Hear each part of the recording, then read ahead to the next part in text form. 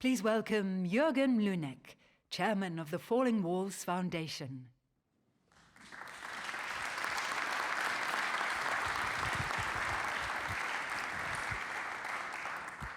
Hello, good morning, everybody.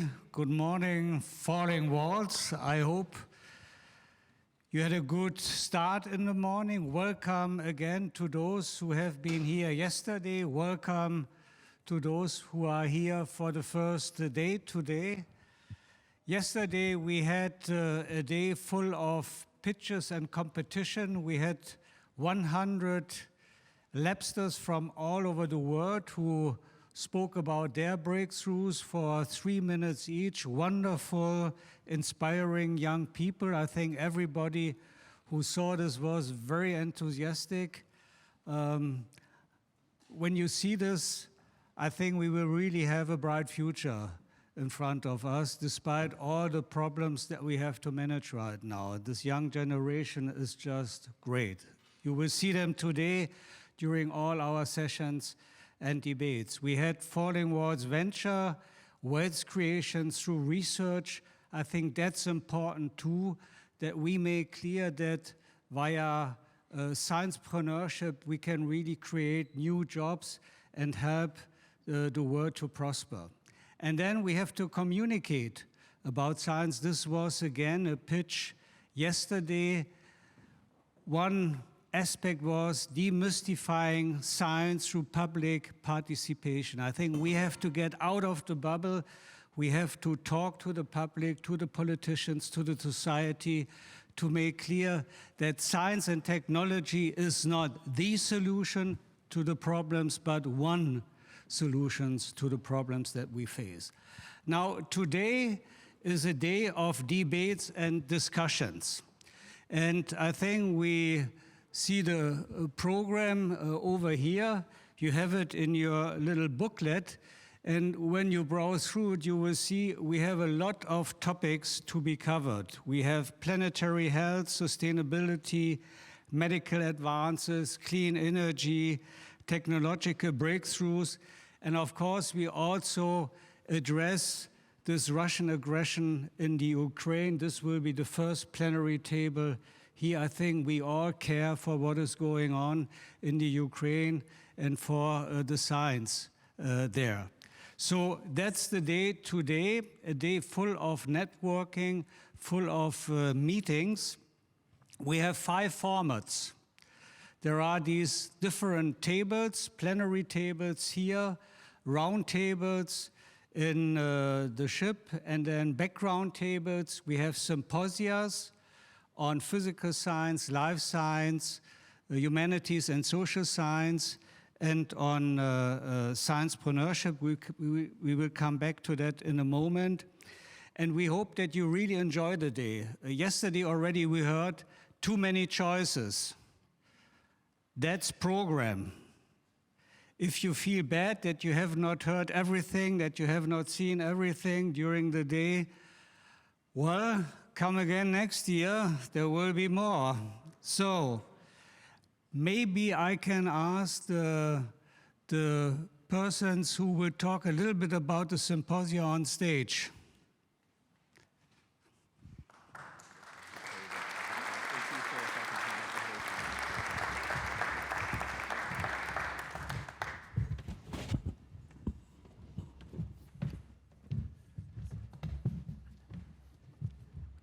If we would present all the plenary tables, round tables, and so forth, this would take too much time. But we have a number of symposia. We have 3 symposia that are related to the nominations. To recall this, we had a global call for breakthroughs. We got 1,000 nominations in 10 categories, and we had on average 100 nominations in each of these categories. We picked 10 winners, and they are invited today to discuss again with the next generation. And then we have a special topic this year, which is sciencepreneurship, and we will hear more about this too. Maybe we start, Thomas, with the physical science. Let us know what this is all about. Okay, so this is the symposium sponsored by the Wilhelm and Else Herreus Foundation, and it covers a broad range of forefront research in physics. There are essentially three different topical areas. One is fundamental physics from small to large. We do quantum physics on the one hand, but on the other hand, we do also astrophysics and images of black holes. Second topic is wave-matter interaction. This has to do with precision measurements, with optical methods, frequency comps, with laser arrays, and with electron waves in space and time. And finally, a topic which is called energy, which deals with inertial laser fusion, very exciting recent results, and renewable energy devices. So we have first-class speakers, and I don't have the time to name them. I just want to mention that the winner breakthrough of the year, Nathalie Piquet, will give a short presentation on her work within the symposium. And the format is in a way that we enhance communication between the winners and young scientists. So we have 9 presentations by the winners, we have 6 short presentations by young researchers, and then we have 3 so-called speakers corner in which the young people and the winners interact for about 45 minutes to develop joint ideas to discuss most urgent issues. And at the end, we will wrap up and have a general discussion. So that's roughly what we will do. Thank you very much, Thomas.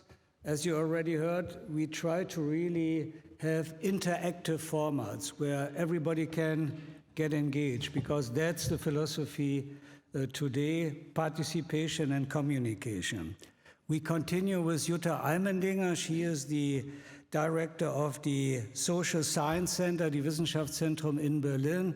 And she is organizing and heading the Symposium on Humanities and Social Science. Jutta, please. Well, first of all, thank you. The older generation is really also making a difference, Jürgen, because without you, we wouldn't be here, and many others, of course. So thank you for this to begin, and thank you for your participation. I'm thrilled that the WZB Social Science Center, together and primarily funded by the Volkswagen Foundation, will present a symposium on quite different topics, actually. We present first, of course, 10 winners in the social sciences. We can also offer breakthroughs, because without the social sciences, we wouldn't know how to deal with the pandemic and the climate change and the social polarization of our society. So we really make a difference. And you can see this by listening on topics like the new biotechnologies as a moral frontier, or image-based ways of political participation. There's image-based ways of political participation in our increasing visual societies. And then we also have something on the environmental history of the model world. So there are lots of topics, and one of those topics is, well, what do we do with Ukraine researchers? How do we integrate them again? And of course, this also pertains to Russian researchers who couldn't do their work as much as they wanted to do, in particular in the social sciences. So I all hope that you are joining this wonderful table on the social sciences as well, and thank you for having us. Thank you, Jutta. We continue with Christiane Löll, Editor-in-Chief, Science Department, Geo PM. She is responsible for life science, the Symposium on Life Science. Please, Christiane. Yes, thank you a lot for having me. And it's the symposium is supported by the Else Gröner-Fresenius Stiftung. And we have 6 out of 10 winners on board today. And they have various topics. We talk a lot about medicine, but we talk about stem cell therapy in corals as well, so that's to do with climate change.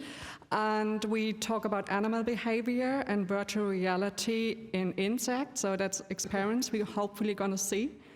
We do have 2 Leibniz Preisträgers on board, which is Tobias Moser and Ian Cussin.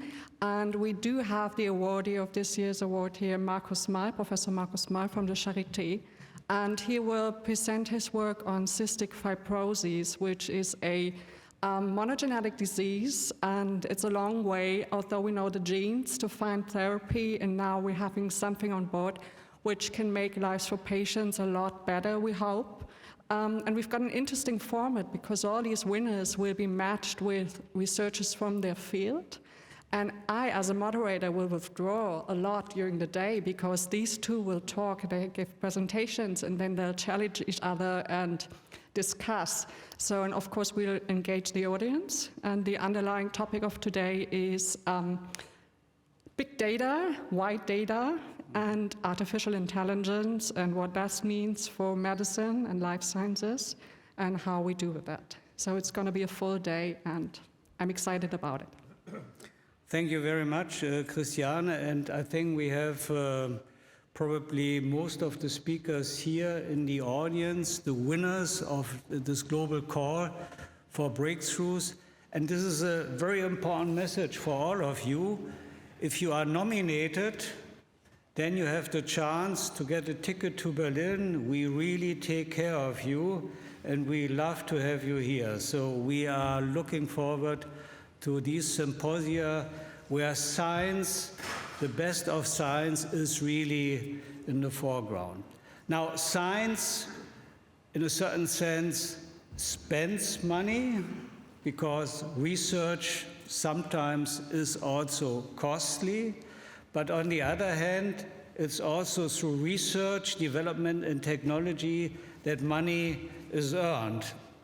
And this aspect of wealth creation through science, research, and innovation is something that we also want to address today. And Raphael, what is this all about?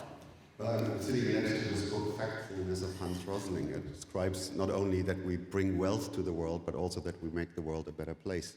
I think we all wouldn't live in this environment with the wealth we got and the health we got, with the lives we live, without bringing scientific breakthroughs into the world and to the people. And that's sort of what SPRINT stands for. We're another tool to help you get your scientific research out of your research institutes. We also work on making that easier, the transfer.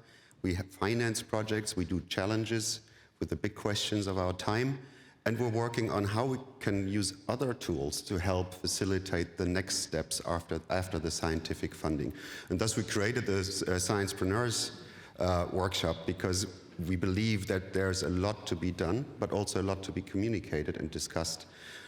You may think that, okay, we know what venture capital is, we know what science funding is, but there are many more tools. Like us, Sprint, we also have a lounge where you can touch and feel and talk to us, right next where the food is. So come with your food to us and talk to us, or coffee, or whatever you like.